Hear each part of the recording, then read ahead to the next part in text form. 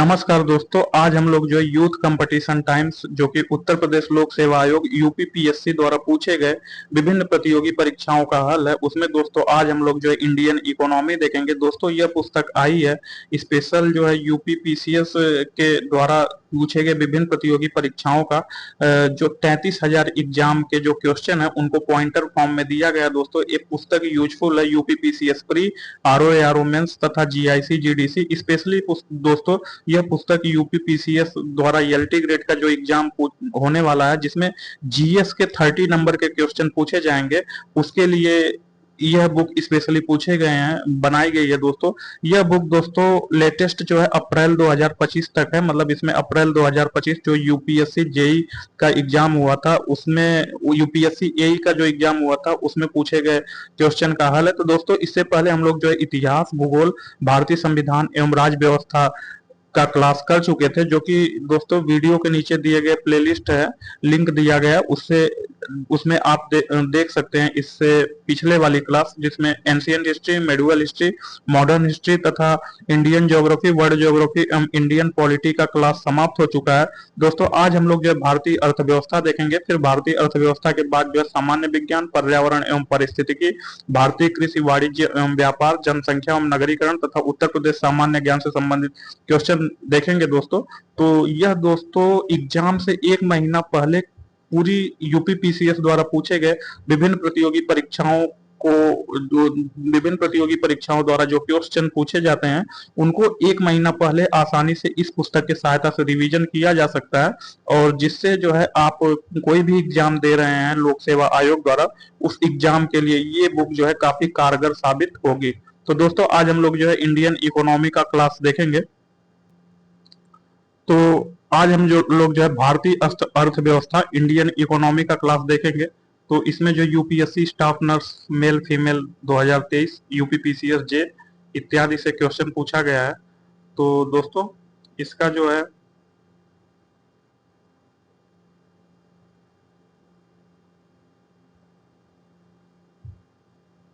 इसका जो first topic है नीतिगत आयाम पॉलिसी डायमेंशन।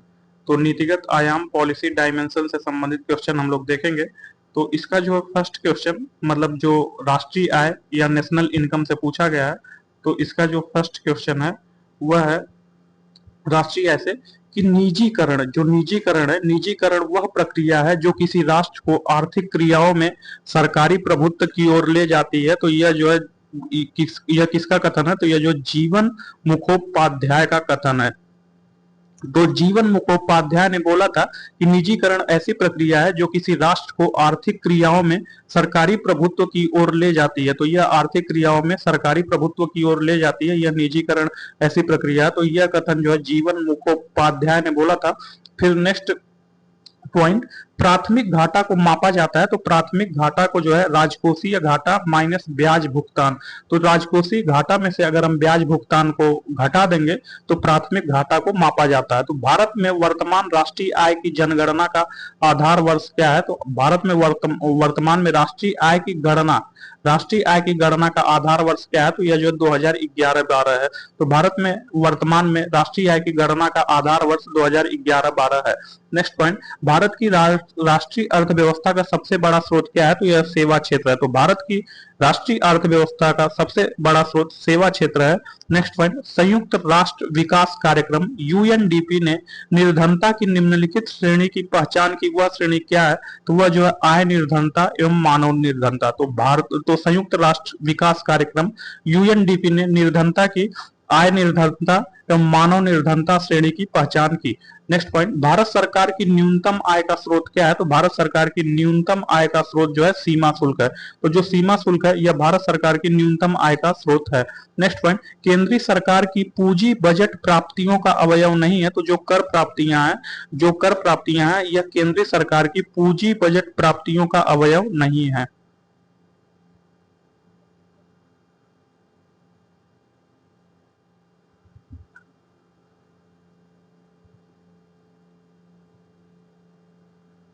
तो नेक्स्ट पॉइंट, आर्थिक क्रिया नहीं है, तो पूछ रहा है कि जो आर्थिक क्रिया नहीं है, तो जो स्वैच्छिक समाज सेवा है वह आर्थिक क्रिया नहीं है। जैसे दोस्तों किसी की माता घर में खाना बनाती हैं तो वह सेवा करती है, तो यह जो है आर्थिक क्रिया नहीं है, ये स्वैच्छिक समाज सेवा है, या अपने पुत्र के लिए वह खाना बनाती हैं। नेक्स्ट पॉइंट, 1998 से 1999 के लिए सकल घरेलू घरेलू उत्पाद की अपेक्षिक वार्षिक दर क्या थी? तो यह जो उस समय का करंट अफेयर्स का क्वेश्चन था, तो यह 6.5% थी। नौवम पंचवर्षीय योजना के मसौदा के अनुसार सकल घरेलू उत्पाद में वृद्धि दर, ये भी करंट अफेयर्स का क्वेश्चन था। भारत में सकल राष्ट्रीय उत्पाद की वृद्धि दर वर्ष 1995 से 96 में थी, ये भी करंट अफेयर्स का। 2008-9 में सकल घरेलू उत्पाद की समृद्धि दर, तो इसको अभी के डाटा के अनुसार हम ऐसा क्वेश्चन याद कर सकते हैं कि 2025 में सकल घरेलू उत्पाद की समृद्धि दर क्या है, तो ये सभी जो है 2025 के उपलक्ष्य में याद कर सकते हैं, करंट अफेयर्स का क्वेश्चन। एशियाई विकास रिपोर्ट 2004 के अनुसार वर्ष 2005 में भारत की समृद्धि दर, तो यहाँ जो 2025 में भारत की समृद्धि दर क्या होगी? 2005-6 के दौरान, 2014 के दौरान उपलब्ध नवीनतम 2013-14, ये भी करंट अफेयर्स का सब क्वेश्चन है। नेक्स्ट पॉइंट, भारत की राष्ट्रीय आय अनुमानित होती है, तो भारत की जो राष्ट्रीय आय अनुमानित होती है वह केंद्रीय सांख्यिकी संगठन द्वारा होती है। तो जो केंद्रीय सांख्यिकी संगठन होता है सीएसओ, यह भारत की राष्ट्रीय आय अनुमानित करता है। नेक्स्ट, प्रति व्यक्ति चालू कीमतों पर आय वर्ष 2004 से 5 में सबसे कम थी। बिहार में 2022-23 में सर्वाधिक प्रति व्यक्ति आय गोवा में, जबकि न्यूनतम प्रति व्यक्ति आय बिहार में था। तो 2022-23 में दोस्तों अगर पूछा जाए कि सर्वाधिक प्रति व्यक्ति आय किस स्टेट का है, तो वह जो गोवा राज्य में है, जबकि न्यूनतम प्रति व्यक्ति आय किस राज्य का है, तो वह बिहार का है। तो प्रति व्यक्ति आय सबसे अधिक किसका है, तो गोवा की है। प्रति व्यक्ति वार्षिक आय न्यूनतम आंकी जाती है बिहार की। तो भारत सरकार द्वारा मार्च 2011 में प्रसारित विज्ञप्ति के अनुसार प्रति व्यक्ति आय 2009 से 10 के दौरान सर्वाधिक किसकी थी, तो गोवा की, अभी भी गोवा की सर्वाधिक है।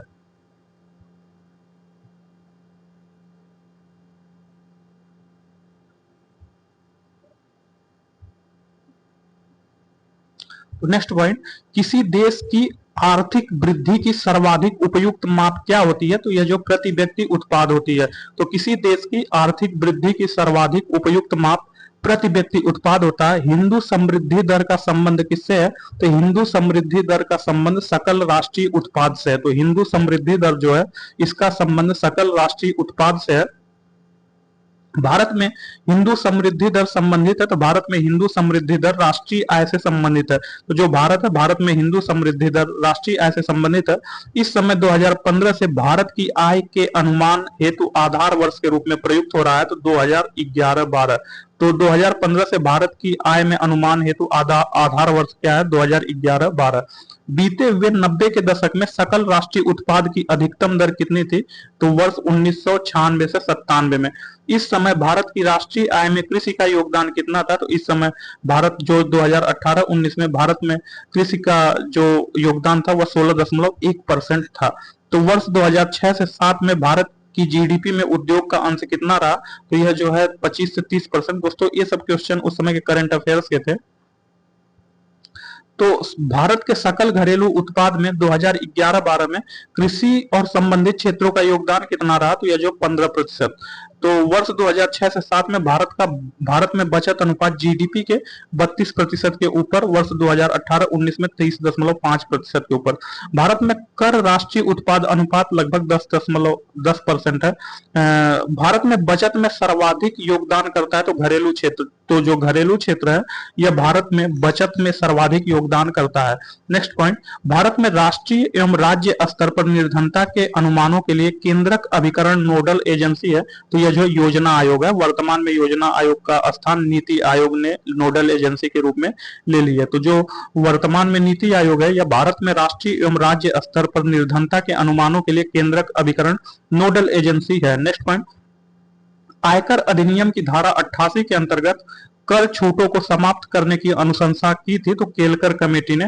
तो आयकर अधिनियम के धारा 88 के अंतर्गत कर छूटों को समाप्त करने की अनुशंसा केलकर कमेटी ने की थी। भारत में राष्ट्रीय आय का प्रथम मापन किया गया था दादा भाई नौरोजी द्वारा। तो जो दादा भाई नौरोजी है यह भारत में राष्ट्रीय आय का प्रथम मापन किए थे।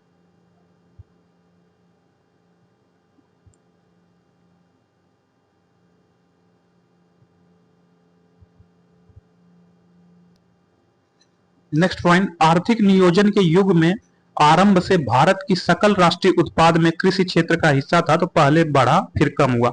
तो आर्थिक नियोजन के युग में आरंभ में भारत की सकल राष्ट्रीय आय में कृषि क्षेत्र का हिस्सा पहले बढ़ा फिर बाद में कम हुआ। मार्केट कैप, तो मार्केट कैप का परिणाम उसके जीडीपी से अधिक है यूएसए की, तो मार्केट कैप का परिणाम यूएसए के जीडीपी से अधिक है। जीएनपी मतलब सकल राष्ट्रीय उत्पाद में श्रम की भागीदारी कम है, कीमतों की तुलना में मजदूरी कम है। तो जो जीएनपी है सकल राष्ट्रीय उत्पाद में श्रम की भागीदारी कम है क्योंकि कीमतों की तुलना में मजदूरी कम है। राष्ट्र की संपदा में शामिल नहीं किया जाता, तो जो मुद्रा पूर्ति है मुद्रा पूर्ति को राष्ट्र की संपदा में शामिल नहीं किया जाता है।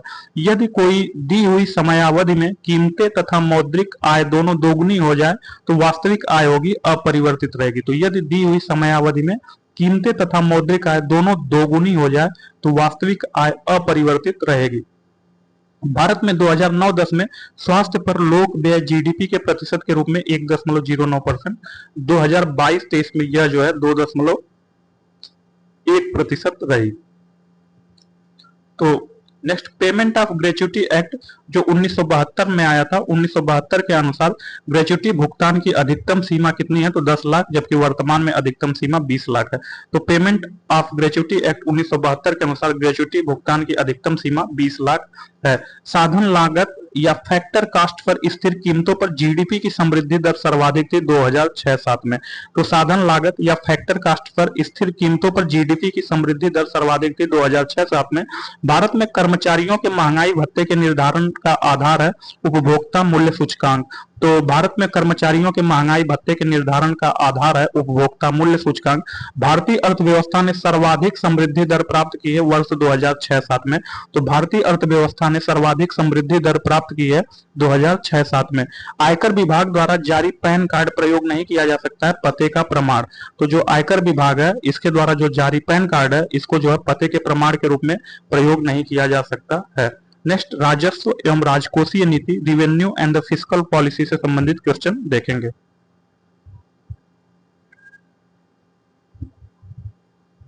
तो इसका फर्स्ट पॉइंट है, जीएसटी परिषद का अध्यक्ष कौन होता है, तो जीएसटी परिषद का अध्यक्ष केंद्रीय वित्त मंत्री होता है। तो जो केंद्रीय वित्त मंत्री है यह जीएसटी परिषद का अध्यक्ष होता है।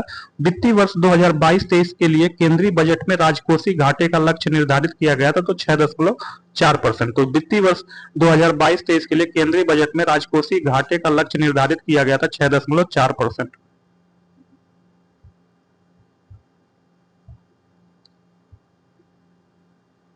तो नेक्स्ट पॉइंट, 2021 से 22 के आर्थिक सर्वेक्षण के अनुसार भारतीय अर्थव्यवस्था की मजबूती के लिए उत्तरदायी है, क्या उत्तरदायी है, तो मजबूत वृद्धि, दूसरा वित्तीय समेकन एवं एकत्रीकरण, तीसरा उच्च विदेशी मुद्रा भंडार। वह वक्र जो कर की दरों तथा सरकारी राजस्व के बीच संबंध दर्शाता है उसे लैफर वक्र कहा जाता है। तो लैफर वक्र ऐसा वक्र है जो कर की दरों तथा सरकारी राजस्व के बीच संबंध दर्शाता है। अर्थव्यवस्था की वृद्धि दर को बढ़ाना तथा लोगों को सामाजिक न्याय दिलाना दोनों ही मुख्य उद्देश्य है राजकोषीय नीति का। तो जो राजकोषीय नीति का मुख्य उद्देश्य है अर्थव्यवस्था की वृद्धि दर को बढ़ाना तथा लोगों को सामाजिक न्याय दिलाना, यह राजकोषीय नीति का मुख्य उद्देश्य है। संघ के बजट में राजस्व व्यय की सबसे बड़ी मद प्राय होती है राज्यों का अनुदान। तो जो संघ के बजट में राजस्व व्यय की सबसे बड़ी मद प्राय राज्यों को अनुदान जो केंद्र देता है वही होती है। अप्रत्यक्ष कर है, तो जीएसटी जो है जीएसटी एक अप्रत्यक्ष कर है। भारत में प्रत्यक्ष कर कोड संबंधित है, तो भारत में प्रत्यक्ष कोड संबंधित है आयकर से। तो जो प्रत्यक्ष कर कोड है यह आयकर से संबंधित है।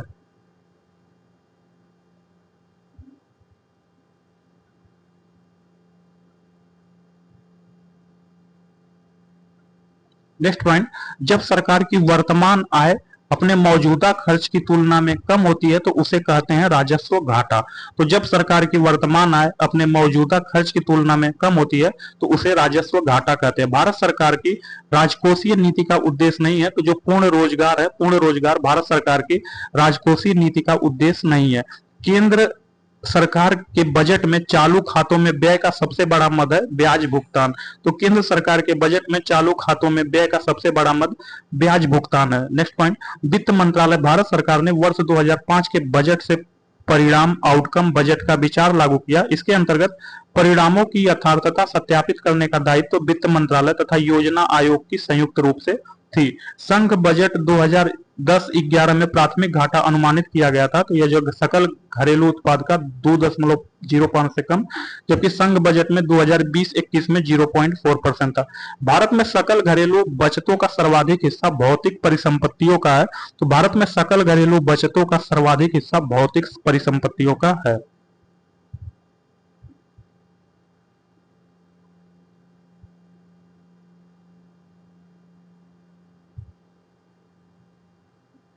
नेक्स्ट पॉइंट, लेखानुदान संघ सरकार को अनुमति प्रदान करता है। तो लेखानुदान संघ सरकार को निश्चित अवधि के लिए भारतीय संचित निधि से धन निकालने के लिए अनुमति प्रदान करता है। तो जो लेखानुदान है यह संघ सरकार को निश्चित अवधि के लिए भारतीय संचित निधि से धन निकालने के लिए अनुमति प्रदान करता है। भारत में दीर्घकालीन राजकोषीय नीति की घोषणा की गई थी वीपी सिंह द्वारा।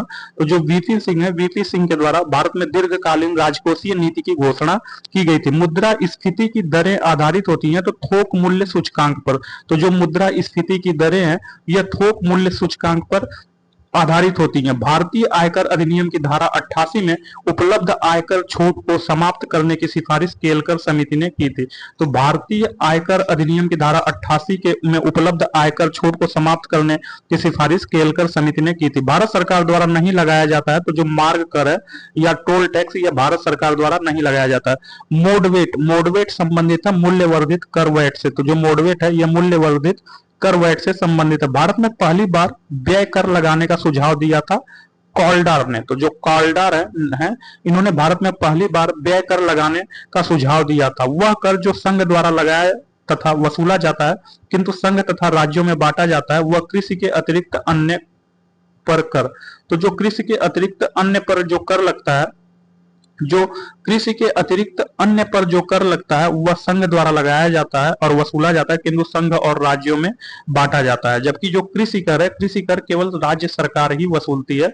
जबकि कृषि को छोड़ करके जितने भी टैक्स है यह संघ लगाती है। बट जो टैक्स संघ को प्राप्त होता है केंद्र को, यह केंद्र और राज्यों में बांट दिया जाता है। केलकर समिति ने अपनी दूसरी रिपोर्ट में निगम कर को घटा दिया 30% करने का सुझाव दिया। तो जो केलकर समिति है इसने जो है अपनी दूसरी रिपोर्ट में निगम कर को घटा करके 30% करने का सुझाव दिया। भारत सरकार की आय का सबसे बड़ा स्रोत जीएसटी है 2019-20 के अनुसार। भारत में केंद्र सरकार की कर आय की सबसे बड़े स्रोत जीएसटी 18%, निगम कर 18% तथा आयकर 17% है। खरीदारों के लिए प्रत्यक्ष रूप से वस्तुओं के मूल्यों की वृद्धि नहीं करता आयकर। तो जो आयकर है इनकम टैक्स, यह खरीदारों के लिए प्रत्यक्ष रूप से वस्तुओं के मूल्यों की वृद्धि नहीं करता है। अप्रत्यक्ष कर है, तो जो अप्रत्यक्ष कर है यह बिक्री कर है। तो जो बिक्री कर है यह अप्रत्यक्ष कर है, केंद्र सरकार नहीं लगाती है। तो जो मनोरंजन कर है यह केंद्र सरकार नहीं लगाती है। मनोरंजन कर जो है स्टेट गवर्नमेंट लगाती है। प्रत्यक्ष कर है जो इनकम टैक्स है आयकर, यह प्रत्यक्ष कर है। वैट जो वैट है यह लगाया जाता है, यह उत्पादन तथा अंतिम विक्रय के मध्य सभी चरणों पर लगाया जाता है। तो जो वैट है यह उत्पादन तथा अंतिम विक्रय के सभी चरणों पर लगाया जाता है।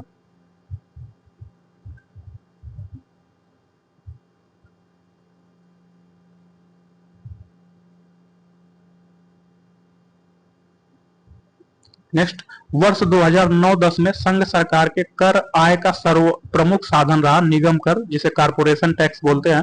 वर्तमान में जीएसटी 33% रहा। 13वें वित्त आयोग की संस्तुतियों के अंतर्गत राज्यों की भागीदारी केंद्रीय करों में न्यूनतम होगी, तो जो है 32%। 14वें वित्त आयोग के अंतर्गत यह 42% होगी। भारत में कृषि आयकर लगाया जा सकता है। तो भारत में जो कृषि आयकर है यह राज्य सरकारों द्वारा लगाया जा सकता है। वर्ष 2009-10 में संघ सरकार के कर आय का सर्वप्रमुख साधन था। तो जो निगम कर है, जीएसटी निगम कर 2019-20 के अनुसार जो संघ सरकार की आय का सर्वप्रमुख साधन है, राज्य सरकारों द्वारा नहीं लगाया जाता। तो जो निगम कर है, निगम कर राज्य सरकारों द्वारा नहीं लगाया जा सकता, यह केंद्र सरकार द्वारा लगाया जाता। आयकर छूट नहीं है।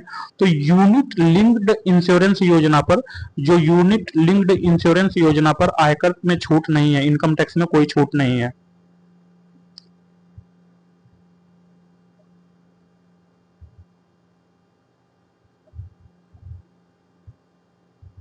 तो सेन वैट का संबंध है केंद्रीय उत्पादन शुल्क से।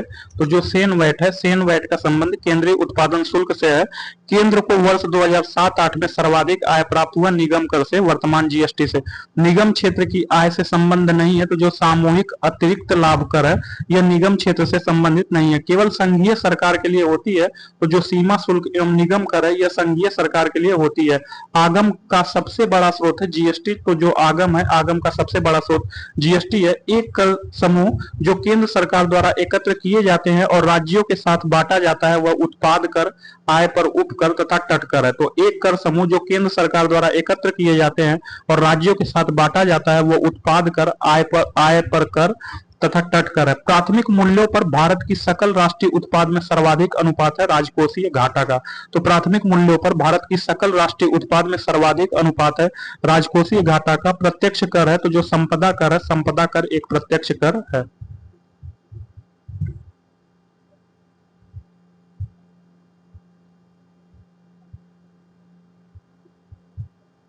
नेक्स्ट पॉइंट, वह कर जो संघ द्वारा लगाया जाता तथा वसूला जाता है किंतु संघ और राज्यों में बांटा जाता है। तो वह जो कृषि के अतिरिक्त जितने भी आयकर होते हैं, वह संघ द्वारा लगाया जाता है तथा इसे बांटा जाता है संघ और राज्यों में। तो वर्ष 2013-14 में संघीय सरकार को कर आगम साधनों में सबसे बड़ा स्रोत था सामूहिक कर, जो कि वर्तमान में जीएसटी है। तो वर्ष 2013-14 में संघीय सरकारों के कर आगम साधनों में सबसे बड़ा स्रोत सामूहिक कर था, बट वर्तमान में जीएसटी है। स्मार्ट सिटीज मिशन में जल तथा मल जल सीवरेज का वित्त पोषण जिस राजस्व में होगा, उसे संपत्ति कर बोला जाता है। स्वच्छ भारत कार्यक्रम हेतु केंद्र सरकार ने 6 नवंबर 2015 को उपकर लगाया। इस उपकर की दर जो है 0.5% थी। यदि प्राथमिक घाटे में ब्याज भुगतान को सम्मिलित कर लिया जाए, तो यह बराबर होगा राजकोषीय घाटे का। तो यदि प्राथमिक घाटे में ब्याज भुगतान को सम्मिलित कर लिया जाए, तो यह राजकोषीय घाटे के बराबर होगा। हाल के वर्षों में संघीय सरकार के बजट में व्यय का सबसे बड़ा मद ब्याज की अदायगी रही। तो हाल के वर्षों में संघीय सरकार के बजट में व्यय का सबसे बड़ा मद ब्याज की अदायगी रही।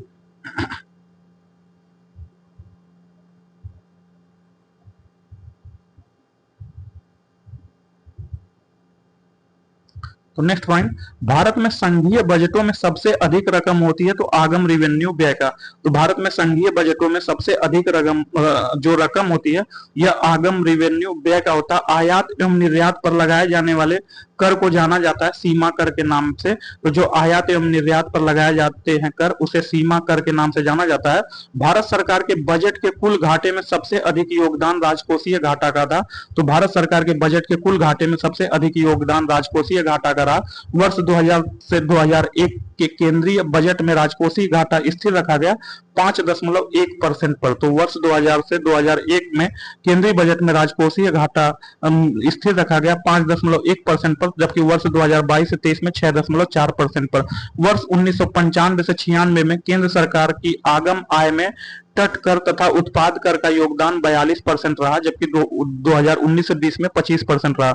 वर्ष 1996 से 97 के संघीय बजट में राजकोषीय घाटे का लक्ष्य रखा गया सकल राष्ट्रीय उत्पाद का 5%। दोस्तों, ये सब करंट अफेयर्स का उस समय का क्वेश्चन था। संघीय बजट 2011-12 में सर्वाधिक धन का आवंटन ऊर्जा पर रहा।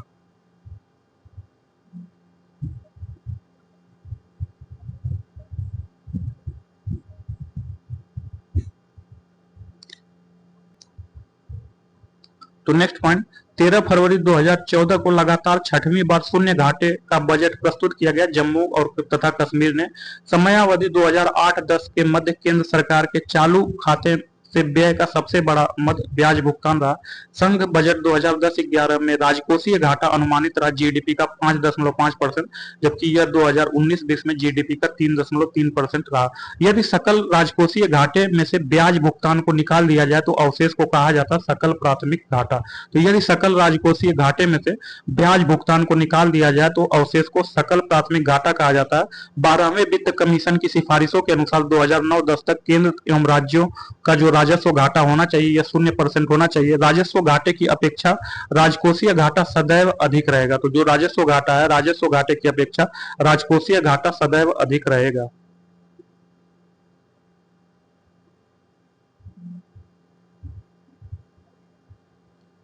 राजकोषीय उत्तरदायित्व एवं बजट प्रबंधन अधिनियम भारतवर्ष में पारित किया गया 2003 में। तो राजकोषीय उत्तरदायित्व एवं बजट प्रबंधन अधिनियम भारतवर्ष में 2003 में पारित किया गया। हाल के वर्षों में संघीय सरकार के बजटों में व्यय का सबसे बड़ा मद जो है ब्याज की अदायगी रही। तो हाल के वर्षों में संघीय सरकार के बजटों में व्यय का सबसे बड़ा मद ब्याज की अदायगी रही। संघीय सरकार के बजटों में राजकोषीय घाटे के बड़े भाग की पूर्ति की जाती है घरेलू उधारों में। तो संघीय सरकार के बजटों में राजकोषीय घाटे के बड़े भाग की पूर्ति घरेलू उधारों में की जाती है। भारतीय केंद्र सरकार के बजट में राजस्व घाटे से ब्याज भुगतान घटाने पर प्राप्त होता है प्राथमिक घाटा। तो भारतीय केंद्र सरकार के बजट में राजस्व घाटे से ब्याज भुगतान घटाने पर प्राथमिक घाटा प्राप्त होता है। नेक्स्ट पॉइंट, भारत सरकार के बजट के कुल घाटे में सबसे अधिक योगदान राजकोषीय घाटे का रहा। तो भारत सरकार के बजट के कुल घाटे में सबसे अधिक योगदान राजकोषीय घाटे का रहा। नेक्स्ट पॉइंट, वर्ष 2015-16 में संघ सरकार के बजट में बीमा कंपनियों की अंश पूंजी के विदेशी प्रत्यक्ष निवेश की सीमा बढ़ा करके 49% कर दिया गया, जबकि वर्तमान में 74% है। 14वें वित्त आयोग के अध्यक्ष YV रेड्डी थे, जबकि 15वें वित्त आयोग के अध्यक्ष NK सिंह थे।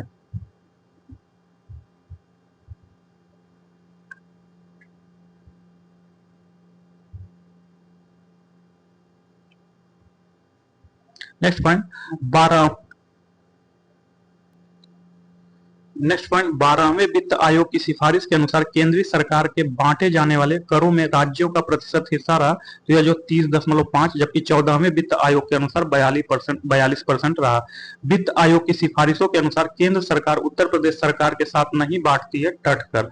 तो जो वित्त आयोग की सिफारिशों के अनुसार जो केंद्र सरकार है यह उत्तर प्रदेश सरकार के साथ सीमा शुल्क या टट कर नहीं बांटती है। वित्त आयोग का मुख्य कार्य क्या है, तो यह जो करों का राज्य एवं केंद्रों में बंटवारा करता है। तो जो वित्त आयोग है, वित्त आयोग जो है करों का जो टैक्स है इसका राज्य एवं केंद्र में बंटवारा करता है। भारत के 13वें वित्त आयोग ने केंद्रीय करों को सृजित आय को राज्यों के मध्य बंटवारे की संस्तुति करते समय सर्वाधिक भार दिया जनसंख्या पर। 14वें में भी 50%। वित्त आयोग का गठन किया जाता है 5 वर्ष की अवधि के लिए। तो जो वित्त आयोग है फाइनेंस कमीशन है, फाइनेंस कमीशन का गठन 5 वर्ष की अवधि के लिए किया जाता है। 13वें वित्त आयोग की सिफारिशों की समयावधि है तो 2010 से 2015। तो जो 13वां वित्त आयोग है इसके सिफारिशों की समयावधि 2010 से 2015 तक है। 13वें वित्त आयोग द्वारा केंद्रीय कर राजस्व की को राज्यों में बांटने हेतु संस्तुतियां की गई 32%, जबकि 14वें के अनुसार 42% की गई।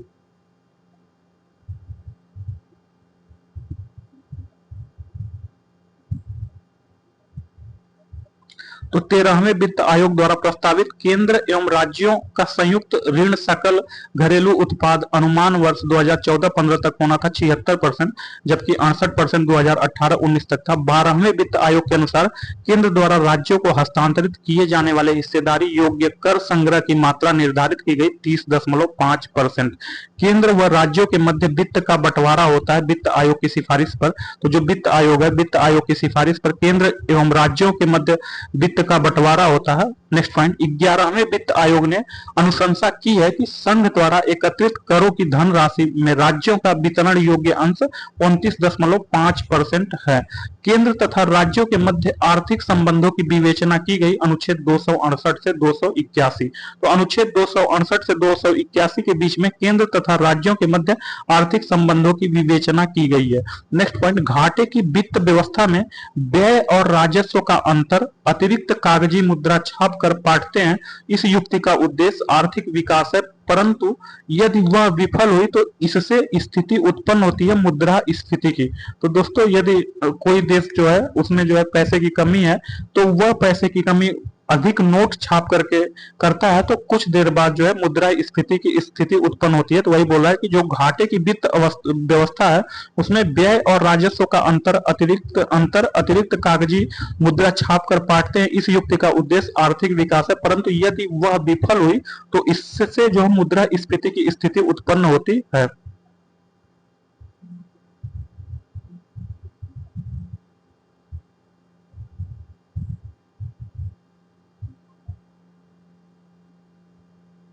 नेक्स्ट पॉइंट, आर्थिक समीक्षा को तैयार करने तथा प्रकाशित करने का दायित्व तो वित्त मंत्रालय का है। तो जो वित्त मंत्रालय का कार्य आर्थिक समीक्षा को तैयार करने तथा प्रकाशित करने का दायित्व है। सकल घरेलू उत्पाद के प्रतिशत के रूप में सहायिका का मान सबसे अधिक रहा 2007 से 8 में। तो वर्ष 2009 से 10 में सेवाएं जो सेवा कर के दायरे में रही, उनकी जो संख्या थी वह जो 114 थी। तो 114 सेवाएं जो 2009-10 में सेवाएं जो सेवा करके दायरे में थी। आयगत लेखे पर संघ सरकार के व्यय का सर्वप्रमुख मद जो है ब्याज भुगतान है। तो आयगत लेखे पर संघ सरकार के व्यय का सर्वप्रमुख मद जो है ब्याज भुगतान है। 13वें वित्त आयोग द्वारा यह प्रस्तावित है कि केंद्र एवं राज्यों का संयुक्त ऋण संकलन, जो संयुक्त ऋण सकल घरेलू उत्पाद अनुमानित वर्ष 2014-15 तक होना चाहिए या 68% होना चाहिए। सार्वजनिक क्षेत्र की बचतें 1998 से 99 के पश्चात ऋणात्मक रहने के उपरांत धनात्मक हो गई 2003-4 में।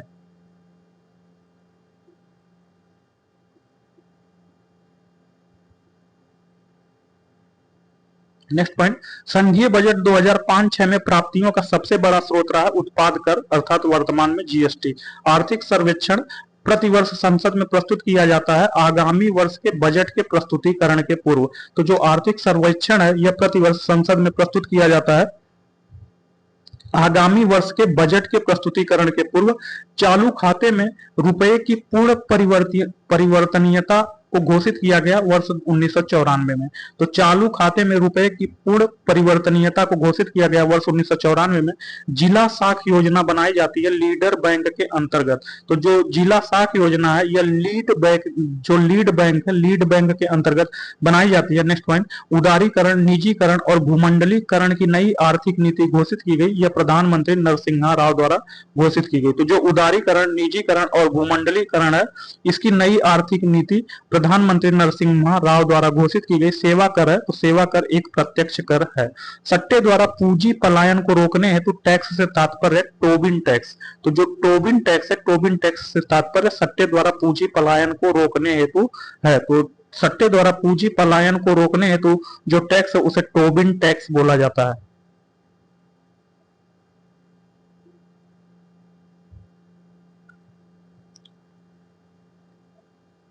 नेक्स्ट पॉइंट, वह कर जो केंद्र द्वारा लगाए जाते हैं तथा केंद्र और राज्यों के मध्य बांटे नहीं जाते हैं, तो वह जो आयात निर्यात कर एवं निगम कर है। तो आयात एवं निर्यात कर एवं निगम कर यह जो केंद्र द्वारा लगाए जाते हैं तथा केंद्र और राज्यों में बांटे नहीं जाते हैं। तो मॉडरेट योजना का उद्देश्य है, तो मॉडरेट योजना का उद्देश्य कच्चे माल के स्तर से लगाकर अंतिम उत्पाद स्तर तक प्रत्येक स्तर पर ड्यूटी से बचने के लिए। तो जो मॉडरेट योजना है, मॉडरेट योजना का उद्देश्य है कच्चे माल के स्तर से लगाकर अंतिम उत्पाद स्तर तक प्रत्येक स्तर पर ड्यूटी से बचने के लिए। तो मुद्रा एवं बैंकिंग, मनी एंड बैंकिंग से संबंधित क्वेश्चन यहाँ पूछा गया, जिसको हम पॉइंटर फॉर्म में देखेंगे। तो फर्स्ट पॉइंट, वह समिति जो सार्वजनिक बैंकों के समेकन से संबंधित नहीं है। तो जो रंगराजन समिति है, रंगराजन समिति जो है सार्वजनिक बैंकों के समेकन से संबंधित नहीं है। हस्तांतरण भुगतान के उदाहरण है, तो जो बेरोजगारी भत्ता है, सामाजिक सुरक्षा भुगतान तथा वृद्धावस्था पेंशन, यह हस्तांतरण भुगतान के उदाहरण है।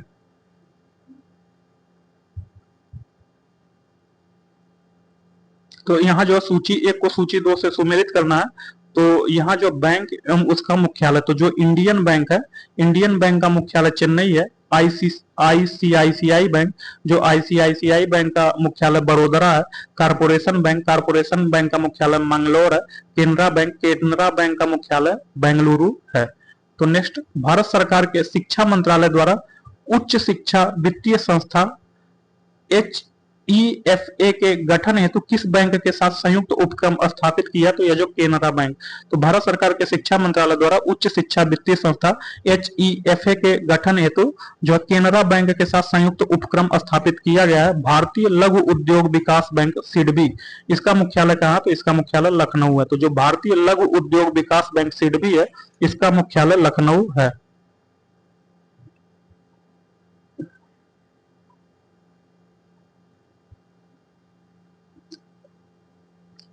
तो इसमें जो है सूची 1 में गवर्नर तथा सूची 2 में उनका कार्यकाल। तो जो डॉक्टर आईजी पटेल हैं, डॉक्टर आईजी पटेल का कार्यकाल दिसंबर 1977 से सितंबर 1982 तक है। डॉक्टर मनमोहन सिंह का कार्यकाल सितंबर 1982 से जनवरी 1950 तक है। डॉक्टर सी रंगराजन का जो कार्यकाल है यह दिसंबर 1992 से नवंबर 1997 तक है। डॉक्टर सुब्बा राव का कार्यकाल सितंबर 2008 से सितंबर 2013 तक है। तो नेक्स्ट पॉइंट, वह कथन जो मुद्रा संकुचन के अर्थ की सही व्याख्या करता है, तो यह जो है मुद्रा का मूल्य बढ़ रहा है। तो वह कथन जो मुद्रा संकुचन के अर्थ की सही व्याख्या करता है, तो यह जो मुद्रा का मूल्य बढ़ रहा है। तो नेक्स्ट, भारतीय रिजर्व बैंक की मौद्रिक नीति का एक साधन नहीं है। तो जो माल एवं सेवा कर भारतीय रिजर्व बैंक की मौद्रिक नीति का एक साधन नहीं है। नेक्स्ट, आरबीआई द्वारा बैंकों पर जुलाई 2021 में नियमों के उल्लंघन के लिए जुर्माना लगाया गया। यह 14 बैंकों पर लगाया गया।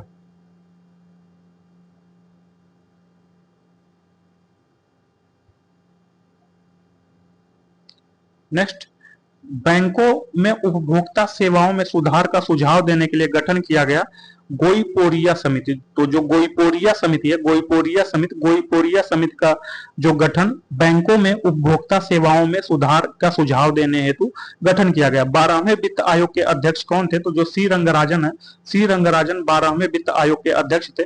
भारत में केंद्रीय मौद्रिक नीति प्राधिकरण है भारतीय रिजर्व बैंक। तो जो भारतीय रिजर्व बैंक है यह भारत में केंद्रीय मौद्रिक नीति प्राधिकरण है। सार्वजनिक क्षेत्र का भारतीय बैंक जो इको रैप रिपोर्ट प्रकाशित करता है यह भारतीय स्टेट बैंक है।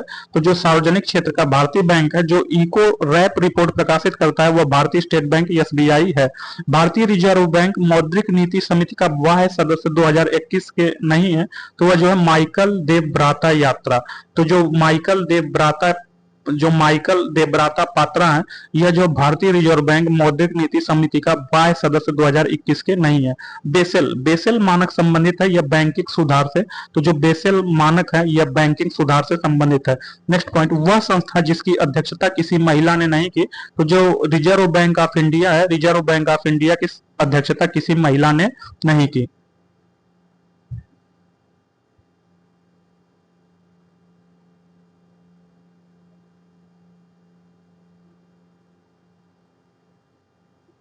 तो नेक्स्ट पॉइंट, वर्तमान में रुपए की परिवर्तनशीलता का अर्थ है क्या है? तो वर्तमान में जो रुपया है, रुपए की परिवर्तनशीलता का अर्थ है रुपया सभी प्रकार के चालू व्यवहारों के लिए विदेशी मुद्रा में परिवर्तनीय है। तो वर्तमान में रुपए की परिवर्तनशीलता का अर्थ है कि रुपया सभी प्रकार के चालू व्यवहारों के लिए विदेशी मुद्रा में परिवर्तनीय है।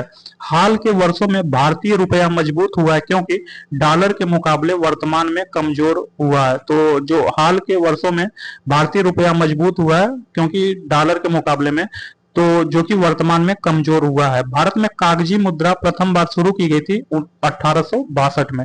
तो जो 1862 है, 1862 में भारत में कागजी मुद्रा प्रथम बार शुरू की गई थी। एक मौद्रिक नीति का उद्देश्य नहीं है। तो जो विदेशी विनिमय दर स्थिरता है एक मौद्रिक नीति का उद्देश्य नहीं है। भारत में मुद्रा गुणक को परिभाषित किया जाता है बृहद मुद्रा बटे आरक्षित मुद्रा। तो जो भारत में मुद्रा गुणक है इसको परिभाषित किया जाता है बृहद मुद्रा बटे आरक्षित मुद्रा। भारतवर्ष में सिक्कों की ढलाई होती है। तो भारतवर्ष में सिक्कों की ढलाई मुंबई, कोलकाता तथा हैदराबाद में होती है। तो भारतवर्ष में सिक्कों की ढलाई मुंबई, कोलकाता तथा हैदराबाद में होती है। भारत की मुद्रा प्रणाली में दशमलव पद्धति प्रारंभ हुई थी तो 1957 में।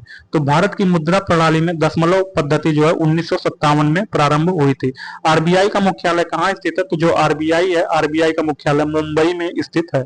रिजर्व बैंक के वह गवर्नर जो वित्त मंत्री भी हुए, तो जो सीडी देशमुख है, सीडी देशमुख रिजर्व बैंक के ऐसे गवर्नर थे जो कभी वित्त मंत्री भी हुए। हाल ही में भारत सरकार ने रिजर्व बैंक ऑफ इंडिया की पूंजी को क्रय किया, स्टेट बैंक ऑफ इंडिया में लगी। तो हाल ही में भारत सरकार ने रिजर्व बैंक ऑफ इंडिया की पूंजी को क्रय किया स्टेट बैंक ऑफ इंडिया में लगी। भारत में विदेशी विनिमय संचय का रख रखाव किया जाता है भारतीय रिजर्व बैंक द्वारा। तो भारत में विदेशी विनिमय संचय का रख रखाव भारतीय रिजर्व बैंक द्वारा किया जाता है। नेक्स्ट पॉइंट, माल के आयात हेतु विदेशी विनिमय की स्वीकृति देता है भारतीय रिजर्व बैंक।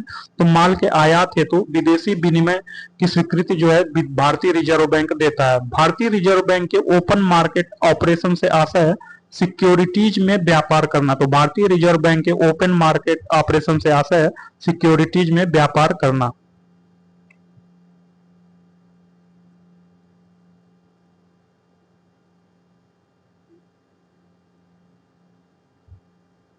तो नेक्स्ट क्वेश्चन जो पॉइंटर फॉर्म में है, तो गिल्ट एज्ड में विपणन संबंधित है। तो जो गिल्ट एज्ड है, गिल्ट एज्ड में विपणन संबंधित है सरकारी प्रतिभूतियों के व्यापार से। तो जो गिल्ट एज्ड है, गिल्ट एज्ड में विपणन संबंधित है सरकारी प्रतिभूतियों के व्यापार से। मौद्रिक नीति का निर्माण भारत में करता है आरबीआई। तो जो आरबीआई है, आरबीआई मौद्रिक नीति का निर्माण करता है। भारतीय रिजर्व बैंक का कार्य नहीं है। तो राजकोषीय घाटे पर नियंत्रण भारतीय रिजर्व बैंक आरबीआई का कार्य नहीं है। नेक्स्ट पॉइंट, भारतीय रिजर्व बैंक के बारे में सही कथन नहीं है। तो यह जो भारतीय रिजर्व बैंक है यह सभी प्रकार के करेंसी नोटों को जारी करता है, यह सही कथन नहीं है। यह 1 रुपए का नोट जारी नहीं करता है। तो जो भारतीय रिजर्व बैंक है यह 1 रुपए का नोट जारी नहीं करता, इसको छोड़ करके सभी प्रकार के जो करेंसी नोट है इसको जारी भारतीय रिजर्व बैंक करता है। 1 रुपए का नोट जो है यह वित्त मंत्रालय जारी करता है। नेक्स्ट पॉइंट, भारत में मुद्रा एवं साख का नियंत्रण किया जाता है भारतीय रिजर्व बैंक द्वारा। तो जो आरबीआई है, रिजर्व बैंक ऑफ इंडिया है, इससे जो है भारत में मुद्रा एवं साख का नियंत्रण किया जाता है। नेक्स्ट पॉइंट, विदेशी वाणिज्यिक उधारी को नियमित करती है। तो जो भारतीय रिजर्व बैंक है यह विदेशी वाणिज्यिक उधारी को नियमित करता है। नेक्स्ट, भारत में ट्रेजरी बिल बेचे जाते हैं। तो भारतीय रिजर्व बैंक द्वारा भारत में ट्रेजरी बिल बेचे जाते हैं। तो भारतीय रिजर्व बैंक द्वारा निर्धारित नहीं किया जाता है। तो जो पीएलआर है, पीएलआर को भारतीय रिजर्व बैंक द्वारा निर्धारित नहीं किया जाता है, भारतीय रिजर्व बैंक का कार्य नहीं है। तो जो साख सृजन है, साख सृजन भारतीय रिजर्व बैंक का कार्य नहीं है।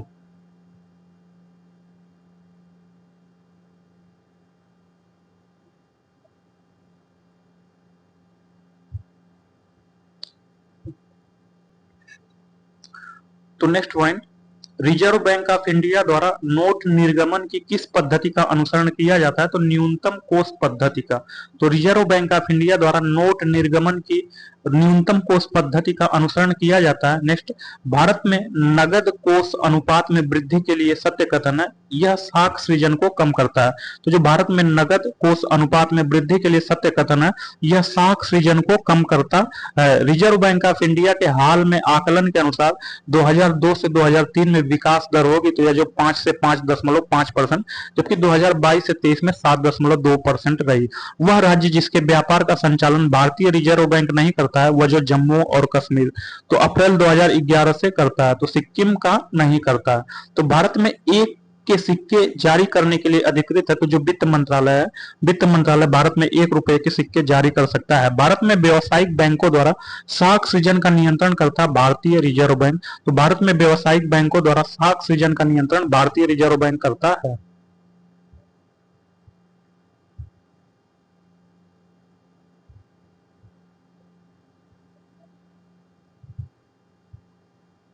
तो नेक्स्ट पॉइंट, आरबीआई के खुले बाजार संचालन ओपन मार्केट ऑपरेशन से आशय है ऋण भूतियों का क्रय विक्रय।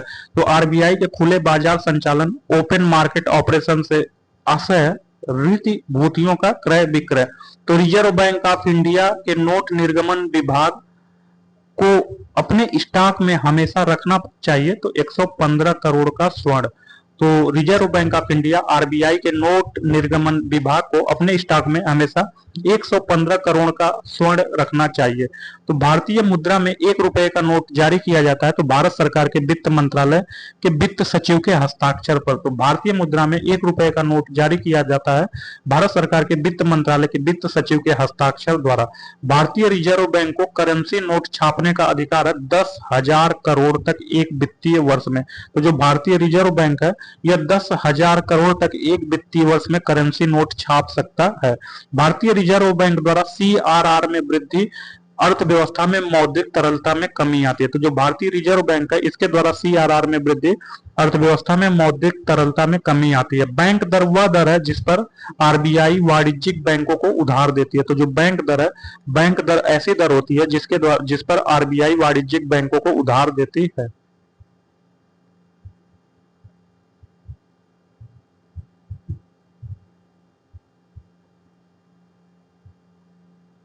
नेक्स्ट पॉइंट, अक्टूबर 2001 में भारतीय रिजर्व बैंक द्वारा बैंक रेट 7% से घटा करके 6.5%, जबकि वर्तमान में 5.4% है। पिछले एक वर्ष 2010-12 करंट अफेयर्स का है। वह दर जिस पर बैंक भारतीय रिजर्व बैंक को उधार देते हैं जानी जाती है तो रिवर्स रेपो दर। तो रिवर्स रेपो दर वह दर होती है जिस पर भारतीय रिजर्व बैंक जो रिवर्स रेपो दर है वह यह एक ऐसी दर है जिस पर बैंक भारतीय रिजर्व बैंक को उधार देते हैं। अल्पकाल में भारतीय रिजर्व बैंक जिस ब्याज दर पर व्यापारिक बैंकों को उधार देता है उसे रेपो दर कहा जाता है। तो जब भारतीय रिजर्व बैंक मतलब आरबीआई बैंक को उधार देगा तो इसे जो है रेपो दर कहते हैं। तथा जब बैंक आरबीआई को उधार देगा तो इसे जो है रिवर्स रेपो दर कहते हैं। तो इसे जो है रिवर्स रेपो दर कहते हैं। तो नेक्स्ट पॉइंट, बैंकों को अपने पास नगद धनराशि और कुल परिसंपत्ति के बीच एक अनुपात बनाए रखना पड़ता है, इसे कहते हैं एसएलआर। तो एसएलआर जो है बैंकों को अपने पास नगद धनराशि तथा कुल परिसंपत्ति के बीच एक अनुपात बनाए रखना पड़ता है, तो इसे जो है एसएलआर कहते हैं। एक रेपो दर को नियमित करता है। तो जो भारतीय रिजर्व बैंक है, भारतीय रिजर्व बैंक एक रेपो दर को नियमित करता है।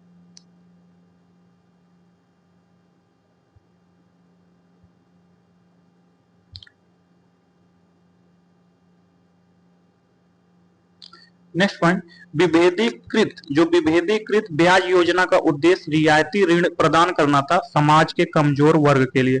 तो विभेदीकृत ब्याज योजना का उद्देश्य रियायती ऋण प्रदान करना था समाज के कमजोर वर्ग के लिए। नेक्स्ट, निजी निवेशकों को प्रोत्साहित करने के लिए सरकार को सस्ते ऋण सुलभ कराने के लिए हाल ही में ब्याज रेट घटाई गई। तो निजी निवेशकों को प्रोत्साहित करने के लिए एवं सरकार को सस्ते ऋण सुलभ कराने के लिए हाल ही में ब्याज रेट घटाई गई। 30 सितंबर 2014 को भारतीय रिजर्व बैंक की नीति समीक्षा के समय रेपो रेट 8% था, वर्तमान में 5.1% है। वाणिज्यिक बैंकों में गैर निष्पादीय परिसंपत्तियों का अर्थ है ऋण जिन पर ब्याज तथा मुख्य रकम की वसूली नहीं होती है। तो वाणिज्यिक बैंकों में गैर निष्पादीय परिसंपत्तियों का अर्थ ऐसा ऋण जिन पर ब्याज तथा मुख्य रकम की वसूली नहीं होती है। नेक्स्ट, कृषकों के पास आसानी से पहुंचने के लिए किसान क्लब बनाए या भारतीय स्टेट बैंक ने। तो भारतीय स्टेट बैंक ने कृषकों के पास आसानी से पहुंचने के लिए किसान क्लब बनाए। भारत सरकार ने 14 बड़े व्यापारिक बैंकों का राष्ट्रीयकरण सर्वप्रथम 1969 में किया। तो जो भारत सरकार है, गवर्नमेंट ऑफ इंडिया ने 14 बड़े व्यापारिक बैंकों का राष्ट्रीयकरण 1969 में किया। भारत का सबसे बड़ा व्यापारिक bank state bank of India है। तो जो एसबीआई है, स्टेट बैंक ऑफ इंडिया, यह भारत का सबसे बड़ा व्यापारिक बैंक है।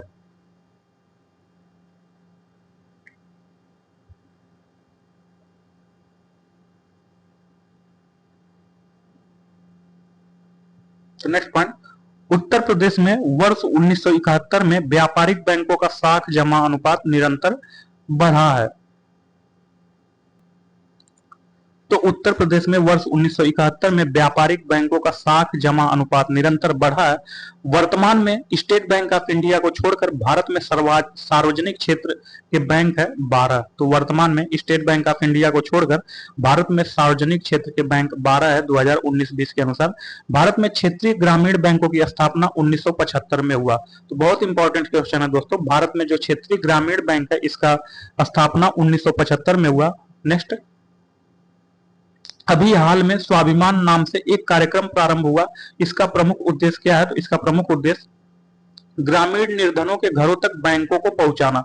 तो अभी हाल ही में स्वाभिमान नाम से एक कार्यक्रम प्रारंभ हुआ। इसका प्रमुख उद्देश्य ग्रामीण निर्धनों के घर तक बैंकों को पहुंचाना है। तो नेक्स्ट, भारत में व्यापारिक बैंकों की देनदारी के घटकों में सबसे अधिक महत्वपूर्ण है सावधि जमा धनराशि। तो भारत में व्यापारिक बैंकों की देनदारी के घटकों में सबसे अधिक महत्वपूर्ण सावधि जमा धनराशि है।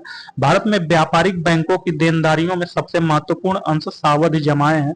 तो भारत में व्यापारिक बैंकों की देनदारियों में सबसे महत्वपूर्ण अंश सावधि जमाएं हैं। सर्वप्रथम चीन ने अपनी शाखा खोली स्टेट बैंक ऑफ इंडिया ने। तो state bank of India SBI ने सर्वप्रथम चीन में अपनी शाखा खोली। एक वाणिज्यिक बैंक की परिसंपत्ति है, तो जो किसानों की साख है, किसानों की साख एक वाणिज्यिक बैंक की परिसंपत्ति है।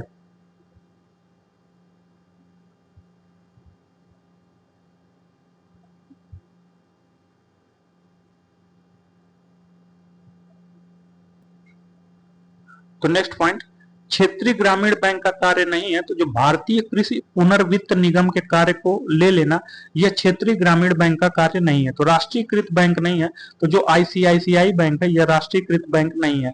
अग्रीण बैंक योजना का प्रारंभ हुआ था दिसंबर 1969 में। तो जो अग्रीण बैंक योजना है इसका प्रारंभ दिसंबर 1969 में हुआ था। लीड बैंक का कार्य किया जाता है, तो लीड बैंक का कार्य इस कार्य हेतु नामित बैंक द्वारा किया जाता है। तो जो लीड बैंक का कार्य है इस कार्य हेतु नामित बैंक द्वारा किया जाता है। भारत का सार्वजनिक क्षेत्र में सबसे बड़ा वाणिज्यिक बैंक भारतीय स्टेट बैंक ऑफ इंडिया है।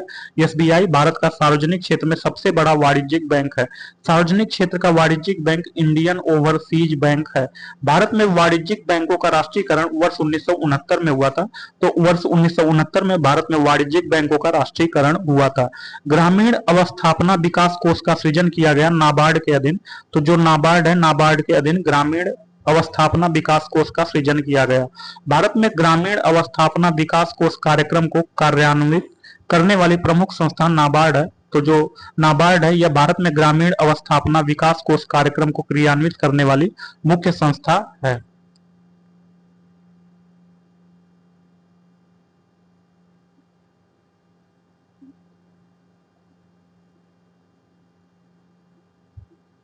तो नेक्स्ट पॉइंट, नाबार्ड पुनर्वित्त प्रदान करता है। तो नाबार्ड जो पुनर्वित्त है यह कृषि एवं ग्रामीण विकास के लिए प्रदान करता है। नेक्स्ट पॉइंट, वर्ष 1995 से 96 में स्थापित ग्रामीण अवस्थापना विकास कोष का हिसाब रखता है राष्ट्रीय कृषि एवं ग्रामीण विकास बैंक। तो वर्ष 1995 से 96 में स्थापित ग्रामीण अवस्थापना विकास कोष का हिसाब राष्ट्रीय कृषि एवं ग्रामीण विकास बैंक रखता है। भारत में नाबार्ड बैंक पुनः वित्त उपलब्ध नहीं कराता है निर्यात आयात बैंकों को। तो भारत में जो नाबार्ड बैंक है, नाबार्ड बैंक पुनः वित्त उपलब्ध नहीं कराता है निर्यात आयात बैंकों को। तो नेक्स्ट, गैर बैंकीय वित्तीय संस्थाओं द्वारा वित्तीय तथा अन्य गतिविधियों को संपन्न करना है प्रतिच्छाया बैंकिंग। तो जो प्रतिच्छाया बैंकिंग है यह गैर बैंकिंग वित्तीय संस्थाओं द्वारा वित्तीय तथा अन्य गतिविधियों को संपन्न करता है प्रतिच्छाया बैंकिंग। वित्तीय समावेशन का उद्देश्य नहीं है, तो बैंकिंग अधोसंरचना को सिकोड़ना। तो बैंकिंग अधोसंरचना को सिकोड़ना वित्तीय समावेशन का उद्देश्य नहीं है। भारत सरकार ने देश के 14 बैंकों का राष्ट्रीयकरण किया था जुलाई 1969 में। तो गवर्नमेंट ऑफ इंडिया ने देश के 14 बैंकों का राष्ट्रीयकरण जुलाई 1969 में किया था। तो नेक्स्ट, वित्तीय समावेशन की प्रक्रिया की सफलता में बाधक है निम्न आय, निरक्षरता एवं बैंक शाखाओं का अभाव। तो वित्तीय समावेशन की प्रक्रिया की सफलता का बाधक निम्न आय, निरक्षरता एवं बैंक शाखाओं का अभाव है।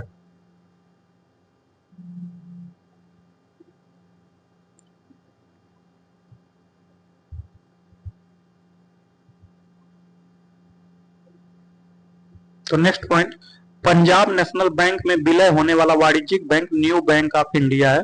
तो जो न्यू बैंक ऑफ इंडिया या पीएनबी में विलय हुआ। सार्वजनिक क्षेत्र में जो सार्वजनिक क्षेत्र में उपक्रमों में एक जिसमें सरकार की 100% शेयर पूंजी है, तो यह जो बीएचईएल, तो जो भेल है बीएचईएल है, यह सार्वजनिक क्षेत्र के उपक्रम में एक ऐसा है जिसमें सरकार के 100% शेयर पूंजी है। भारतीय रिजर्व बैंक द्वारा बिमल जलान पैनल गठित किया गया था। यह नए बैंकों को लाइसेंस देने हेतु आवेदन पत्रों के सूक्ष्म परीक्षण के लिए। तो भारतीय रिजर्व बैंक द्वारा बिमल जलान पैनल गठित किया गया था नए बैंकों को लाइसेंस देने हेतु आवेदन पत्रों के सूक्ष्म परीक्षण के लिए। तो भारतीय रिजर्व बैंक ने सूक्ष्म वित्त के अध्ययन तथा उस पर सुझाव हेतु एक समिति का गठन किया। इसके अध्यक्ष थे वाई एच मालेगाम। तो जो वाई एच मालेगाम थे, यह भारतीय रिजर्व बैंक ने सूक्ष्म वित्त के अध्ययन तथा उस पर सुझाव हेतु एक समिति का गठन किया था। भारतीय रिजर्व बैंक के गवर्नर नहीं रहे, तो जो राजा जे चलैया थे, यह भारतीय रिजर्व बैंक आरबीआई के गवर्नर नहीं रहे। नरसिम्हम समिति का संबंध बैंकिंग संरचना सुधार से है। तो जो नरसिंहम समिति है इसका संबंध बैंकिंग संरचना सुधार से है। भारतीय रुपए की पूर्ण परिवर्तनीयता के प्रश्न का परीक्षण किया गया है। तो भारतीय रुपए की पूर्ण परिवर्तनीयता परिवर्तनीयता के प्रश्न का परीक्षण तारोपार समिति द्वितीय द्वारा किया गया। तो जो भारतीय रुपए की पूर्ण परिवर्तनीयता के प्रश्न का परीक्षण तारोपार समिति द्वारा किया गया है। तो नेक्स्ट, स्वयं सहायता समूह एचएचजी बैंक लिंकेज कार्यक्रम को क्रियान्वित नहीं करता नाबार्ड। तो जो नाबार्ड है यह स्वयं सहायता समूह एचएचजी बैंक लिंक्ड कार्यक्रम को कार्यान्वित नहीं करता है। आरबीआई के ओपन मार्केट इंश्योरेंस का आशय है सिक्योरिटी प्रतिभूति के व्यापार से। तो जो आरबीआई है, आरबीआई के ओपन मार्केट ऑप्शंस का आशय है सिक्योरिटी प्रतिभूति में व्यापार से। इनसाइड ट्रेडिंग संबंधित है। तो जो इनसाइड ट्रेडिंग है यह अंश शेयर बाजार से संबंधित है। भारतीय रिजर्व बैंक है, तो भारतीय रिजर्व बैंक एक शीर्ष बैंक है, मुद्रा पूर्ति को नियमित करता है। तो जो भारतीय रिजर्व बैंक है यह मुद्रा पूर्ति को नियमित करता है। रिजर्व बैंक ऑफ इंडिया की स्थापना हुई थी 1935 में। तो जो आरबीआई है, रिजर्व बैंक ऑफ इंडिया, इसकी स्थापना 1935 में हुई थी। फरवरी 2011 में स्वाभिमान कार्यक्रम लागू किया गया था, इससे संबंधित बैंक साथी है। तो फरवरी 2011 में स्वाभिमान कार्यक्रम लागू किया गया था, इससे संबंधित बैंक साथी है। तो नेक्स्ट जो क्वेश्चन है वह मुद्रास्फीति इन्फ्लेशन से है।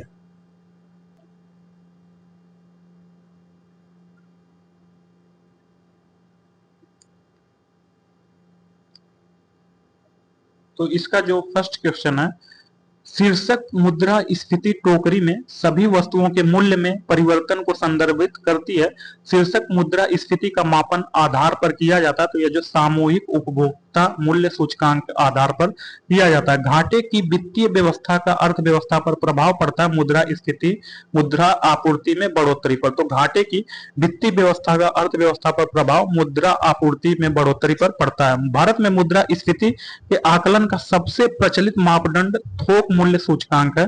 तो भारत में मुद्रास्फीति के आकलन का सबसे प्रचलित मापदंड थोक मूल्य सूचकांक है। जब कोई देश अपनी मुद्रा का अवमूल्यन करता है तो उसका प्रभाव होता है आयात महंगे होते हैं तथा निर्यात सस्ते होते हैं। तो जब कोई देश अपनी मुद्रा का अवमूल्यन करता है तो उसका प्रभाव होता है आयात जो होते हैं वे महंगे होते हैं तथा निर्यात सस्ते होते हैं। नेक्स्ट, पूंजी बाजार या कैपिटल मार्केट। तो पूंजी बाजार या कैपिटल मार्केट से संबंधित क्वेश्चन है।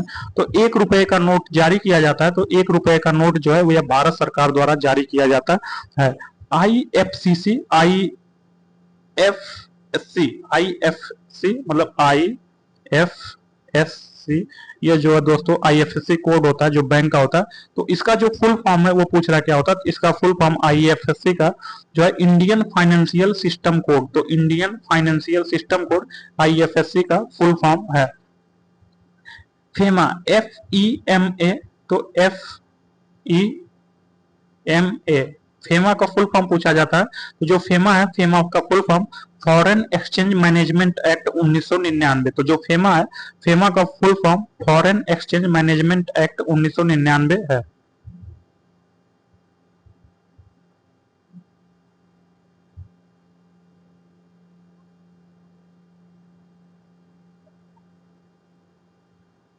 तो नेक्स्ट क्वेश्चन, राष्ट्रीय कृषि और ग्रामीण विकास बैंक नाबार्ड की स्थापना 1982 में हुआ।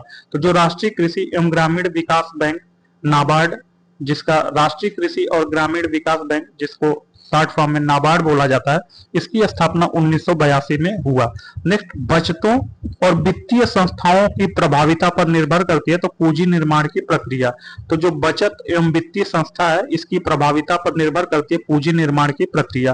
पूंजी निर्माण के लिए एक अनिवार्य कारक है निवेश। तो जो निवेश है यह पूंजी निर्माण के लिए एक अनिवार्य कारक है। भारत में थोक मूल्य सूचकांक WPI के आंकड़े जारी करता है। यह जो वाणिज्य एवं उद्योग मंत्रालय जारी करता है। तो भारत में थोक मूल्य सूचकांक WPI के आंकड़े वाणिज्य एवं उद्योग मंत्रालय जारी करता है। नवरत्न का तात्पर्य है, नवरत्न का तात्पर्य सार्वजनिक क्षेत्र के वे नव उद्योग जिन्हें पूर्ण स्वायत्ता प्रदान की गई है। तो नवरत्न का तात्पर्य सार्वजनिक क्षेत्र के वे नव उद्योग जिन्हें पूर्ण स्वायत्ता प्रदान की गई है। CBDT जुड़ा है। तो जो CBDT है यह CBDT आयकर के नियमन से जुड़ा है। गिल्ट आधारित बाजार के मायने हैं। तो गिल्ट आधारित बाजार के मायने सरकारी प्रतिभूतियों का बाजार है। तो जो गिल्ट आधारित बाजार के मायने हैं यह सरकारी प्रतिभूतियों का बाजार है।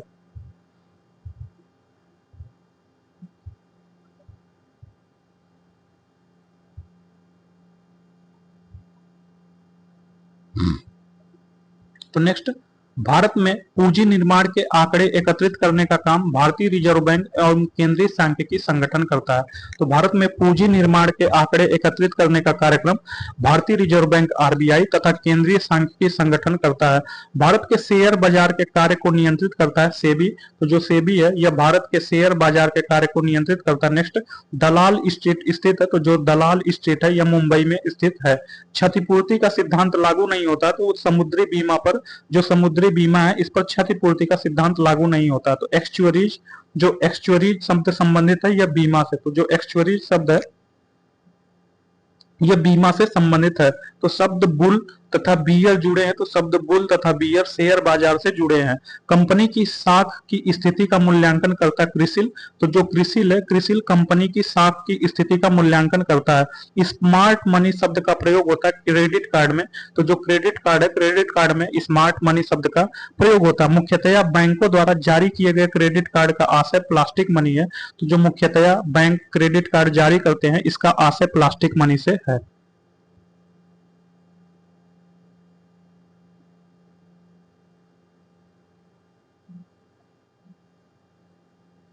तो नेक्स्ट, यह अवैध आय है जिस पर आयकर नहीं दिया गया। तो यह जो काली मुद्रा है, तो जो काली मुद्रा एक अवैध आय है जिस पर आयकर नहीं दिया गया है। बीएसई ग्रीनेक्स में सम्मिलित है। तो जो 25 कंपनियां हैं, 25 कंपनियां बीएसई ग्रीनेक्स में सम्मिलित हैं।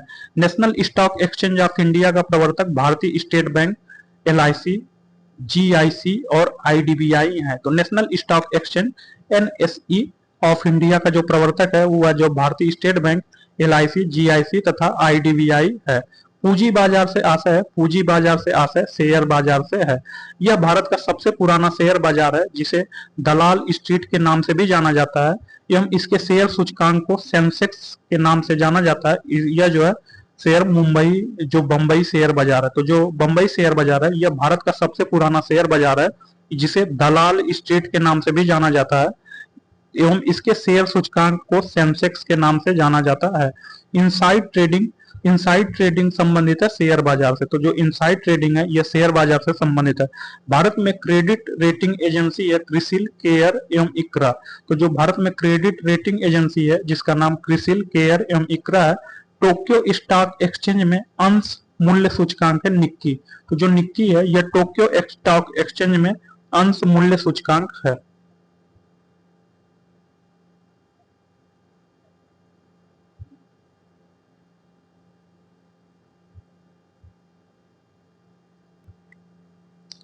तो नेक्स्ट पॉइंट, विश्वसनीय प्रतिभूतियों से तात्पर्य, विश्वसनीय प्रतिभूतियों से तात्पर्य ऐसे शेयर जिन पर लगातार ऊंची दर का लाभ हो, उसे विश्वसनीय प्रतिभूतियों से तात्पर्य है। शेयर बाजार की क्रियाओं के नियंत्रण से संबंधित है। तो जो सेबी है, सेबी शेयर बाजार की क्रियाओं के नियंत्रण से संबंधित है। भारत में प्रथम स्टॉक एक्सचेंज स्थापित हुआ। तो वर्ष 1982 में भारत में प्रथम स्टॉक एक्सचेंज स्थापित हुआ। नेक्स्ट टॉपिक जो है भारतीय वित्तीय प्रणाली, इंडियन फाइनेंशियल सिस्टम है, इससे संबंधित है। तो इसका जो फर्स्ट क्वेश्चन है जो पॉइंटर फॉर्म में वह है, केंद्रीय बजट 2022, केंद्रीय बजट 2023-24 के अनुसार अंतरराष्ट्रीय अवसरों के लिए युवाओं को कौशल प्रदान करने के लिए विभिन्न राज्यों में कितने कौशल भारतीय अंतरराष्ट्रीय केंद्र स्थापित किए गए? तो ये जो 30। केंद्रीय बजट 2023 यह जो है करंट अफेयर्स का क्वेश्चन है। Next, Sensex Bombay stock exchange BSE का प्रचलित सूचकांक बीएसई में सूचीबद्ध ब्लू कंपनियों में इसके मापन होता है 30। तो भारत का मुख्य संविदा कानून है, तो भारत का मुख्य संविदा कानून भारतीय संविदा अधिनियम 1872 है। तो जो भारत का मुख्य संविदा कानून है यह भारतीय संविदा अधिनियम 1872 है।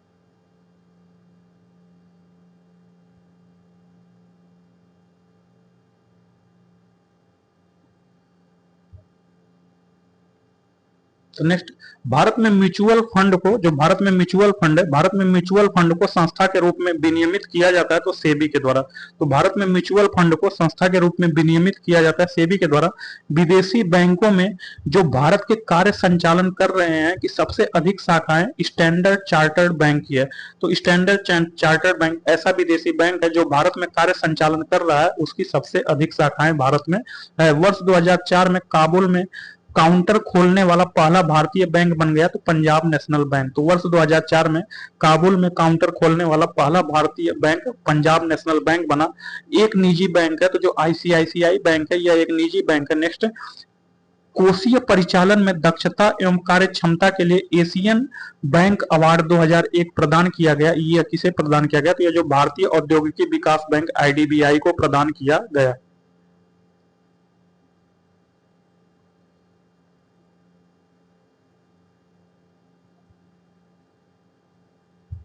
तो नेक्स्ट पॉइंट, कृषि तथा संबंधित क्रियाओं हेतु सबसे कम संस्थागत साख प्रदान कर रहा है? तो विदेशी निजी बैंक। तो कृषि तथा संबंधित क्रियाओं हेतु सबसे कम संस्थागत साख प्रदान कर रहा है विदेशी निजी बैंक। तो जनपद स्तर पर कार्यरत है, तो जो केंद्रीय सहकारी बैंक है यह जनपद स्तर पर कार्यरत है। भूमि विकास बैंक भाग है, तो भूमि विकास बैंक सहकारी साख संरचना का भाग है। कृषि हेतु दीर्घकालीन ऋण देता है, तो जो भूमिगत विकास बैंक है यह कृषि हेतु दीर्घकालीन ऋण देता है। हाल के वर्षों में भारत में कृषि वित्त का सबसे बड़ा स्रोत वाणिज्यिक बैंक है। तो हाल के वर्षों में भारत में कृषि वित्त का सबसे बड़ा स्रोत वाणिज्यिक बैंक है। एक्जिम बैंक ऑफ इंडिया की स्थापना 1982 में हुई थी। तो जो एक्जिम बैंक ऑफ इंडिया है इसकी स्थापना 1982 में हुई थी। केंद्रीय सहकारी बैंकों का कार्यक्षेत्र होता है जनपद स्तर पर। तो केंद्रीय सहकारी बैंकों का कार्यक्षेत्र जनपद स्तर पर होता है। दीर्घकालीन ऋण कृषकों को उपलब्ध कराना कार्य है भूमि विकास बैंक का। तो दीर्घकालीन ऋण कृषकों को उपलब्ध कराना कार्य है भूमि विकास बैंक का।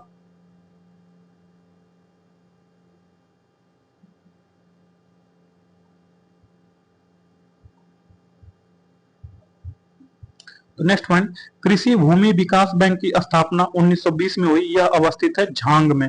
तो कृषि भूमि विकास बैंक की स्थापना 1920 में अवस्थित हुई। यह अवस्थित है झांग में।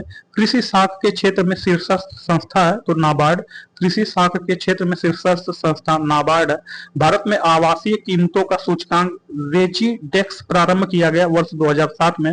31 मार्च 2015 तक इस गैर बैंकिंग वित्तीय संस्था को भारतीय रिजर्व बैंक द्वारा व्यापारिक बैंक खोलने का लाइसेंस दिया गया। तो यह जो आईडीएफसी है। सरकार ने बीमा व्यवसाय के नियमन के लिए गठन किया। तो इंश्योरेंस नियामक विकास प्राधिकरण का बीमा व्यवसाय के नियमन के लिए गठन किया।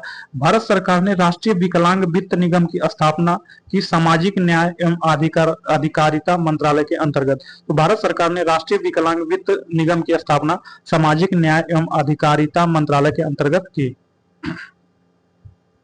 तो नेक्स्ट, डिवैल्यूएशन अवमूल्यन से संबंधित क्वेश्चन देखेंगे।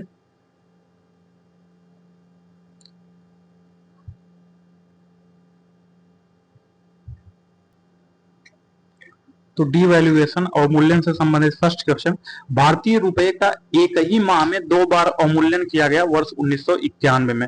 तो वर्ष 1991 में भारतीय रुपए का एक ही महीने में 2 बार अवमूल्यन किया गया।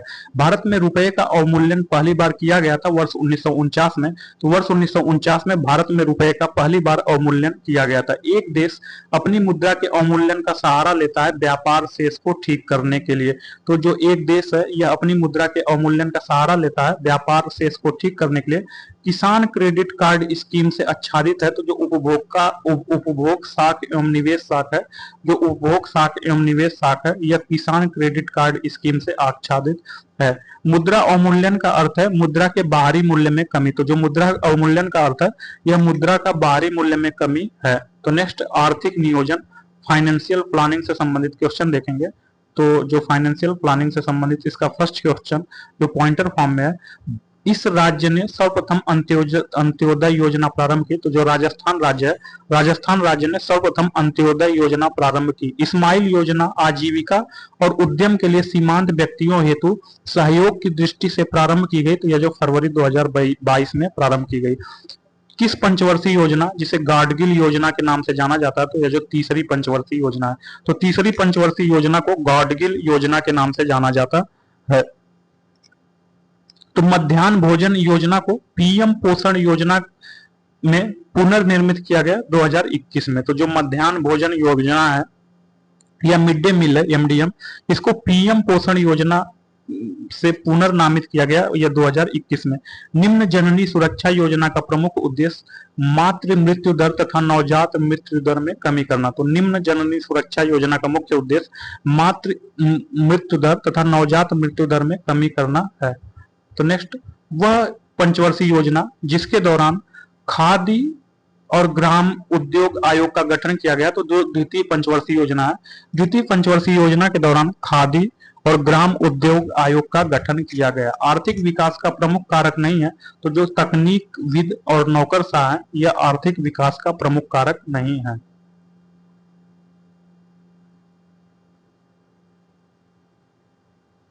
तो इसमें जो है सूची 1 को सूची 2 से मिलाना है। तो इसका फर्स्ट जो प्रथम पंचवर्षीय योजना है यह हैराड डोमर मॉडल पर आधारित है। तो जो प्रथम पंचवर्षीय योजना है यह हैराड डोमर मॉडल पर आधारित है। द्वितीय पंचवर्षीय योजना महाल नोबिस मॉडल पर आधारित है। तृतीय पंचवर्षीय योजना एस चक्रवर्ती मॉडल पर आधारित है। चतुर्थ पंचवर्षीय योजना अशोक रुद्र मॉडल पर आधारित है। एक बार फिर से, जो प्रथम पंचवर्षीय योजना हैराड डोमर मॉडल पर आधारित है। द्वितीय पंचवर्षीय योजना महाल नोबिस मॉडल पर आधारित है। तृतीय पंचवर्षीय योजना एस चक्रवर्ती मॉडल पर आधारित है। चतुर्थ पंचवर्षीय योजना अशोक रुद्र मॉडल पर आधारित है। तो नेक्स्ट, निर्धनता को एक सामाजिक समस्या माना गया जो कि लंदन में निर्धनता पर किए गए एक शोध सर्वेक्षण का परिणाम है। इस शोध के शोधार्थी चार्ल्स बूथ थे। तो जो चार्ल्स बूथ थे यह निर्धनता को एक सामाजिक समस्या माना गया जो कि लंदन में निर्धनता पर किए गए एक शोध सर्वेक्षण का परिणाम था। इस शोध के शोधार्थी चार्ल्स बूथ थे। भारत निर्माण योजना का संगठक नहीं है। तो जो ग्रामीण उद्योग भारत निर्माण योजना का संगठक नहीं है। भारत में मिश्रित अर्थव्यवस्था की अवधारणा को स्वीकार किया गया द्वितीय पंचवर्षीय योजना में। तो जो द्वितीय पंचवर्षीय योजना इसमें भारत में मिश्रित अर्थव्यवस्था को स्वीकार किया गया।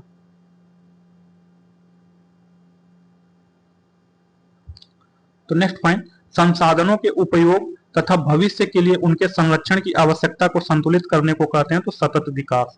तो जो संसाधन है, संसाधनों के उपयोग तथा भविष्य के लिए उनके संरक्षण की आवश्यकता को संतुलित करने को कहते हैं सतत विकास।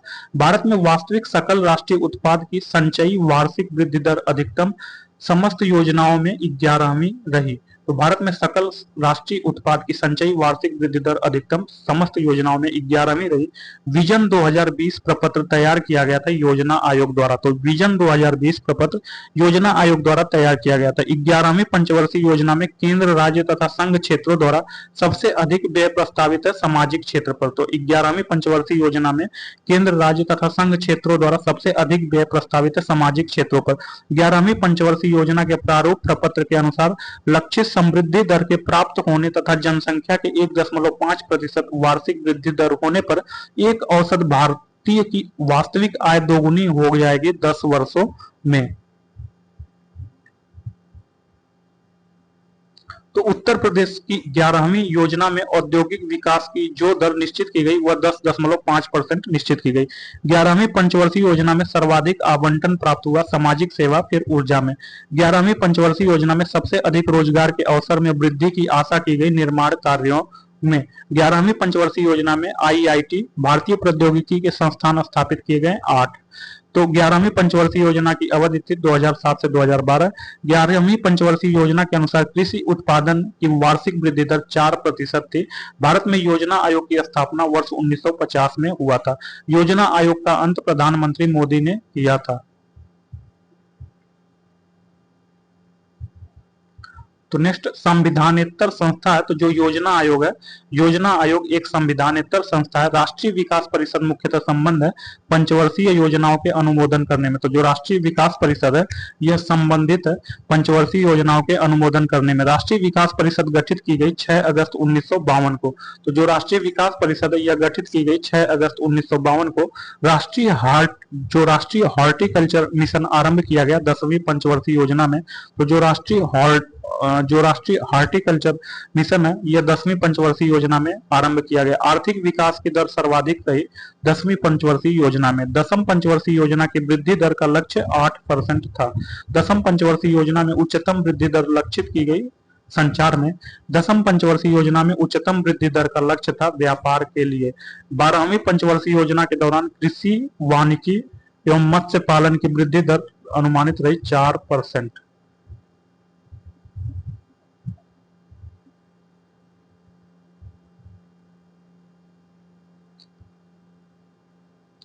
तो नेक्स्ट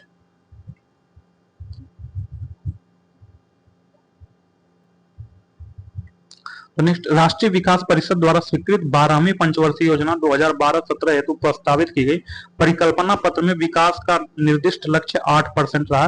पिछड़े देशों के लिए रोलिंग प्लान का सुझाव दिया गया था जी मीडल द्वारा।